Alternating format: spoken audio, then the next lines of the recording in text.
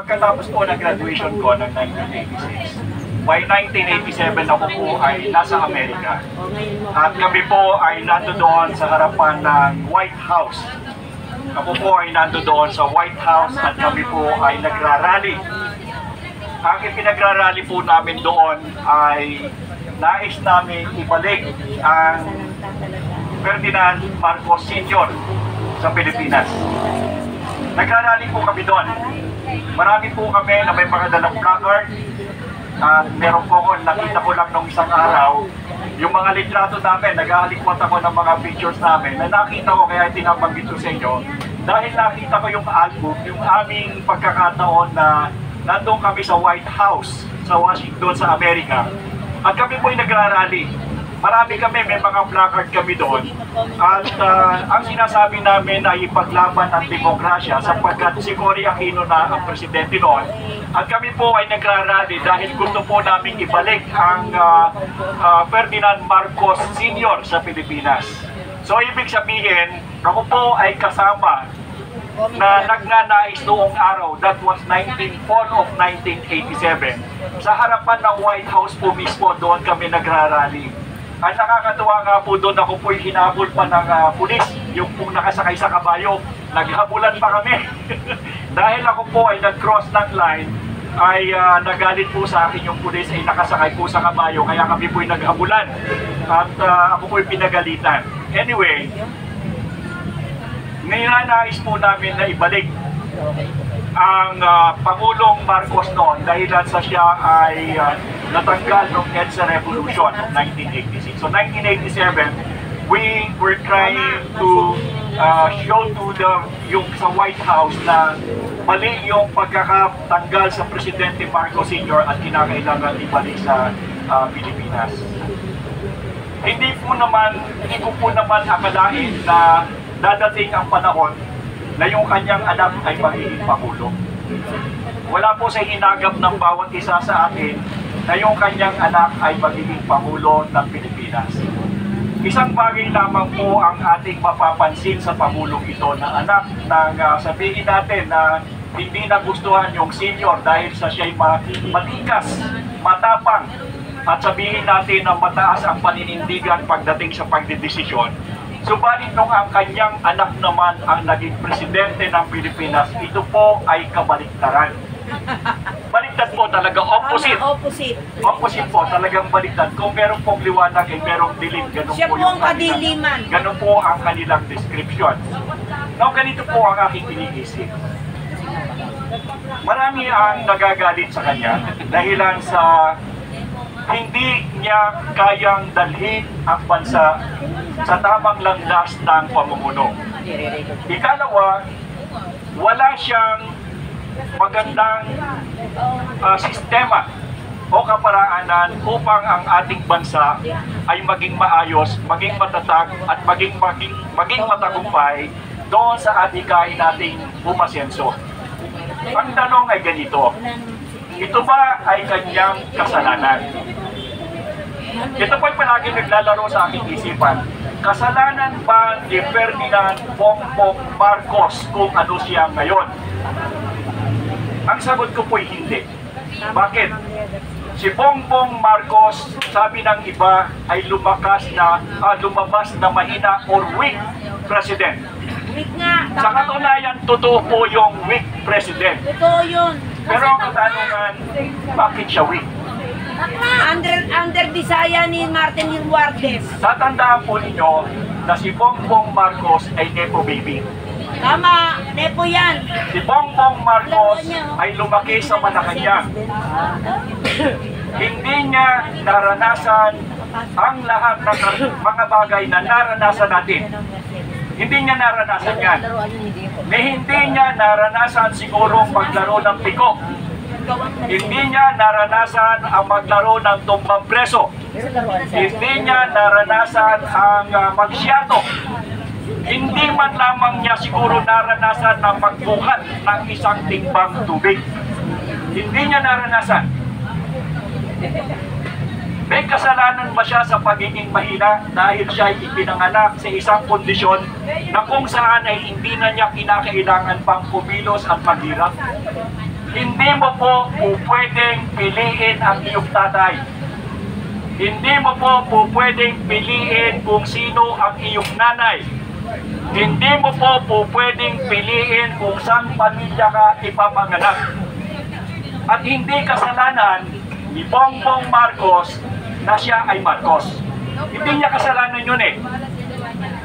Hindi rin niya kasalanan na siya ay lumaking marangya. Dahil doon siya lumaki, anong gagawin natin? Hindi rin naman natin kasalanan na lumaki tayo o tayo sa pamilyang mahirap. Wala tayong magagawa. So, ibig sabihin, kung ano man ang dinadanas ni Bongbong Marcos, hindi niya kasalanan na siya ay pinanganak ng Marcos. Hindi niya kasalanan yun. Isa lamang ang kanyang kasalanan. Na siya ay napapunta sa isang sistema na hindi niya kayang pangatawanan. Itong sistemang ito na kanyang napasok ay hindi maliit. Ilang milyong Pilipino ang nasa kanyang kamay. Ang pinakamasakit dito, hindi niya kayang dalhin. Hindi niya kaya. Napansin niyo naman na kung saan sinabi niya na 550 na flood control project ang natapos. Pagkatapos ilang araw binaha, anong sabi niya? Nabangga ng barko. Ibig sabihin, dahilan sa kahinaan ng kanyang sistema ng paglaki, hindi niya naranasan yung tagahapon ng pagkain. Hindi niya naranasan ang magutom na katulad natin. Hindi niya kasalanan ngayon eh. Ang kasalanan lamang niya ay siya'y naging Pangulo ng Pilipinas. Isang pagkakataon o isang sitwasyon na lampas sa kanyang kakayahan. Aminin na natin, hindi niya kayang dalhin ang Pilipinas. Bukod doon, siya pa rin ang tinatawag na Commander-in-Chief of the Armed Forces of the Philippines. Yung kanyang sariling sambahayan, hindi niya kayang dalhin yung panghukbong sandatahan ng Pilipinas. Pagkatapos, palaging sinasabi ng mga sundalong nasa itaas na ito'y hindi kami kinakailangang kumilos o hindi kami makakilos upang salbahin ang sambayanang Pilipino dahilan sa chain of command. Paano kung ang iyong pinuno ay mahina? Pagkatapos yan pa rin ba ang sasabihin mo? Chain of command. Hindi naman natin masisi sapagkat ito'y doktrina ng mga sundalo. Alam po ba ninyo, katulad ng aking sinabi, ako po ay kabilang sa laang kawal ng Pilipinas. Ako po ay humahawak na posisyon na ako po ay Brigade Sergeant Major ng isang malaking organisasyong pansundalo dito sa atin. Ako po ay kabilang sa Civil Military Affairs Brigade ng APRESCOM.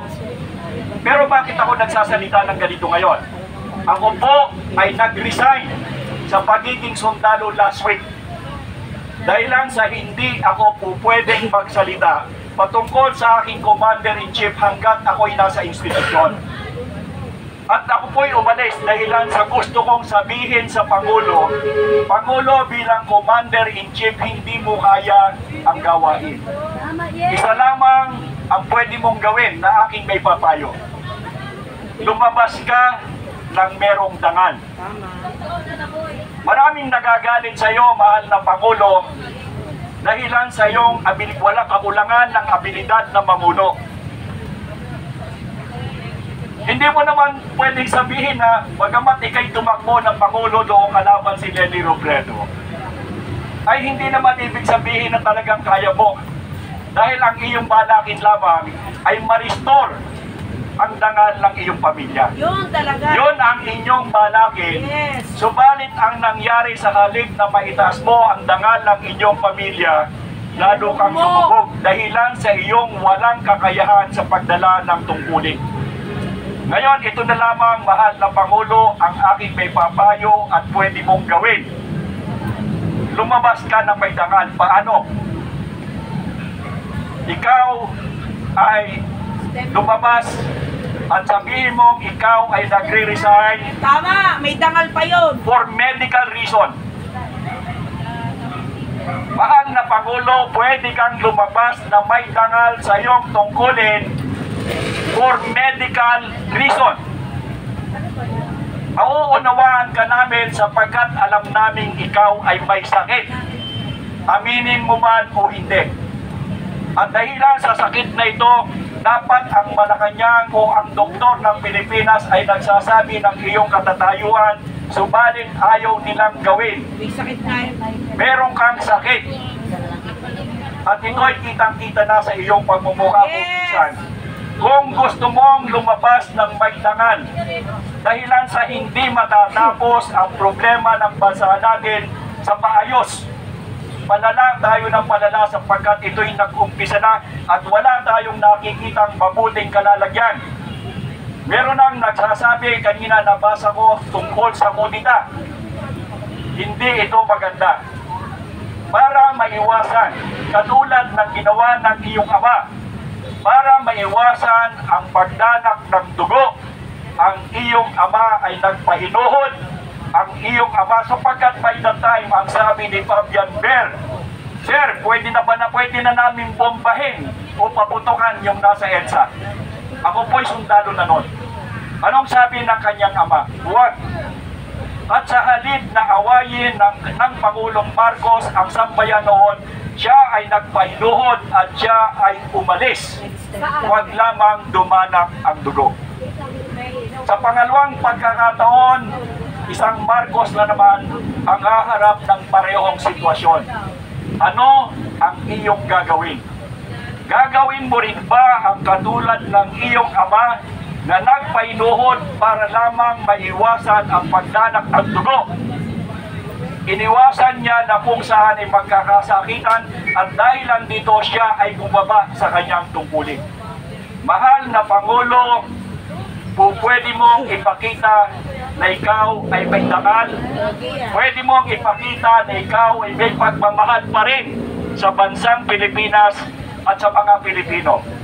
Isa lamang at tanging pwede mong gawin, ikaw ay magsabi sa iyong doktor, pwede mo ba akong gawan ng isang papel na nagsasabing ako'y wala ng kakayahang mamuno sapagkat ako'y may karamdaman. Ito po ang pinakamabuting magagawa mo, aming Pangulo. Ikaw po ay pumasok sa tinatawag na graceful exit because you are sick. Huwag na po nating pahabain pa ang suliranin ng ating bansa sapagkat wala rin naman itong pupuntahan kundi sa pag-alis mo sa ayaw at sa gusto mo. Tama. Bago po dumating yon, mahal na Pangulo, bigyan mo ng dangal ang iyong sarili, ang iyong pamilya, ang iyong ama na magpapakita ka at sasabihin mo, mahal ko ang bansang Pilipinas, mahal ko ang mga Pilipino at dahilan sa nangyayaring gulo, ayaw ko ito'y mapatuloy hanggang sa magkasakitan. Ako ay bababa dahilan sa ako ay may karamdaman. Tatanggapin po namin yan, mahal na Pangulo, at kami po'y matutuwa sapagkat una mong tiningnan ang kapakanan ng bansa kaysa sa iyong sarili. Maraming salamat po.